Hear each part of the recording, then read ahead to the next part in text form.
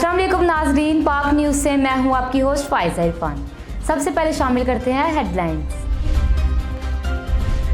मार गई महंगाई, अवाम की जान पर बनाई। खाने पीने की अशिया भी अवाम की पहुंच से दूर।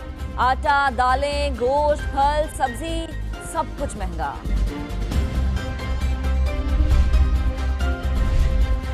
वजीर आजम हमारा निगरा बनने के बजाय IMF मुआहिदों का निगरा बन गया। हुकूमत का इरादा बिजली 90 रुपए फी यूनिट करने का है। सिराजुल हक की मीडिया टॉक, कहा मुआहिदों की तफसील लेंगे और सुप्रीम कोर्ट जाएंगे। सिंध में अमनो अमान की बिगड़ती सूरत हाल पर अवाम का पारा हाय। कश्मीर के शहरियों का मुख्तियों की बाजियाबी के लिए कौमी शाहरा पर धरना। 2 दिन से सिंध, पंजाब और बलोचिस्तान के दरमियान ट्रैफिक मुअत्तल।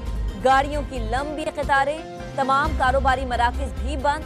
उमरकोट में भी बढ़ती वारदातों के खिलाफ एहतजाज।